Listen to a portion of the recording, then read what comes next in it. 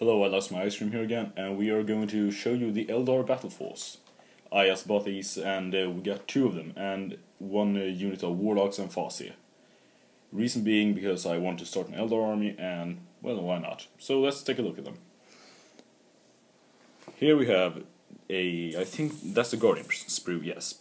A Shuriken Catapult, and of course all the ones are the same up here. Nothing strange about them. Later, bit low down, we have, well, the looks of it, the bodies of the Guardians. And we have 1, 2, 3, 4, yep. And we also have a bunch of other stuff, but I'll get to that later on. Here are the back piece of the backpack, so they kind of look strange from this angle. And later up here we have some accessories. I don't know what these are for, but so we could put on just for the heck of it.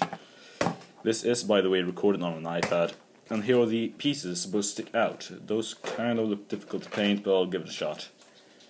Later on to the legs, which also looks a bit weird when you think about it, since they are kind of not sitting the way they're supposed to be. It'd be a lot easier if they actually were on the ground like stuck from the beginning.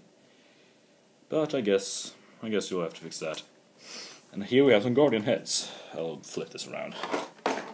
And that's some other box that fell down. So we have a normal head without a helmet, which is quite odd. Does he now have a 6+ save? I digress. And just a few normal Guardian helmets. And we have 1, 2, 3, 4 helmets by the looks of it. And 1, 2, 3, 4 bodies. No, that's 5 helmets with the guy who doesn't have a helmet because he's weird. And that's the first sprue. Second sprue is exactly the same. You have the Guardians again, and we have 1, 2, 3, 4 bodies. And let's see if I can find the head. 4 rifles, and yes, the heads. They're exactly the same. I wasn't really expecting anything else. Next piece, we have a Wave Serpent. Well, kind of the wings of it, because you can see the engines here. And if we just flip this around, here you can see on the underside of the Wave Serpent. And you can see the place where the turret is supposed to go, and the backside is supposed to be over here. But as you can see, here's the inside of it. They've even made some texture in there. I really like that. Just to have that floor kind of look. And even the engines have some texture. That's really cool. And we also have some kind of pike. I have no idea what that is. If any experienced Eldar player can watch this, please tell me. And some other random goofy stuff, which I don't know what it is. It's probably the ones you're supposed to attach to the weaponry. We also have a twin-linked Shuriken Catapult. I think that's what it's called. Yes, that strength 4, AP5, 12-inch range weapon. And one detail that I forgot to mention on the underside are these. They are the vector engines, I think they're called. And they kind of prevent you from crashing. But they look cool. So on to the next sprue. And here we have the top of the Wave Serpent. Here we go. That's what it looks like. The design itself is a kind of, I think that's an aiming weaponry or something like that. And if we simply flip this over, I'm not sure if the camera is picking this up, but there is a little piece there which will be able to attach those windows. I think that's what it's supposed to do. Correct me if I'm wrong, I'm probably very wrong. And if we flip it over again, you can see the kind of texture that the entire wing has. And that's really cool if you just want to paint your main color scheme, such as the Simhan. Although I'm gonna paint all 3, so I'm going to use a lot of Guardians. But it could paint everything red, and then these kind of squares here could be painted in bleached bone, white, or anything like that. And of course we get the exhaust pipes that's supposed to be here, but it's over in that pile somewhere. And I think these are some gems or soul stones. I do believe these are soul stones, but they're all kind of gem looking. A pretty cool view. And next up we have, I think that is the hatch. Yes, here's the hatch, and I know it's transport. You shouldn't glue this because it kind of is a good reminder that some unit is embarked. And later on here, I think we've got the pilot, but he's on the wrong side. Here we go. The kind of seat he's sitting in is not viewing the best place right now. I really should be viewing the panel, but I'll get to that. I think these are the arms or something. Yes, those are the arms. That is the panel that over here. It's kind of a radar-looking thing, and these are his shoulders over here.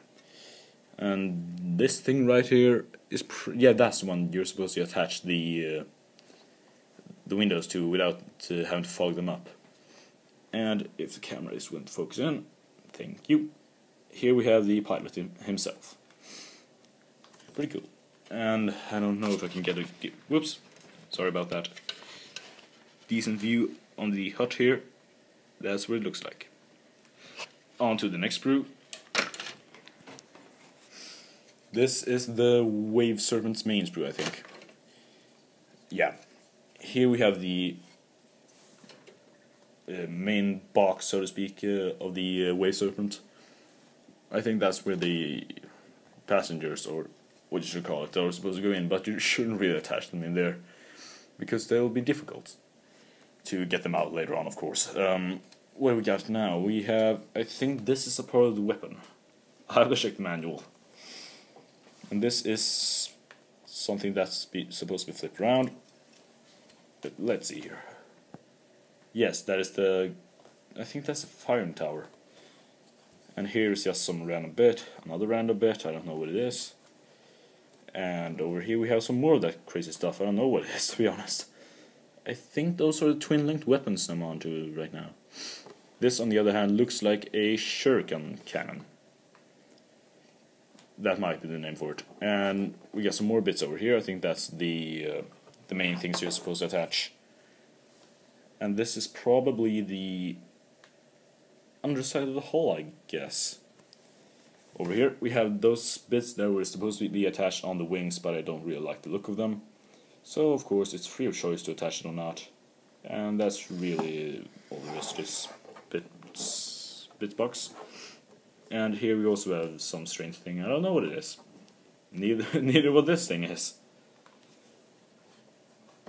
So I'll take a look on the next sprue. What do we have? Dire Avengers by the looks of it. So, if we flip this around, let's give a good look of the heads. So here are the Dire Avengers heads, kind of probably a bit inspired by the Romans. You have 1, 2, 3, 4, 5, 6, 7 heads, yes. Because one of these are probably the one who's going to be attached to the X-Arc with the kind of, I don't know what to call it, fluffiness. And down on the bottom we have the X-Arc's head, yes. I'll be planning on making 2 of those so I can swap them out because I have 2 boxes. And of course just a regular Dire Avenger heads, nothing weird about that. And just flip this around, take a look at the weapons.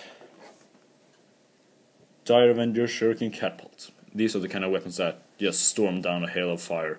And they're really cool. And this one is on the wrong side because he's kind of odd, you know, never really slept enough. And they kind of look like sniper rifles, but there's one huge difference, and that's probably the entire barrel. Being able to tell them apart from what's a sniper and what's a rifle.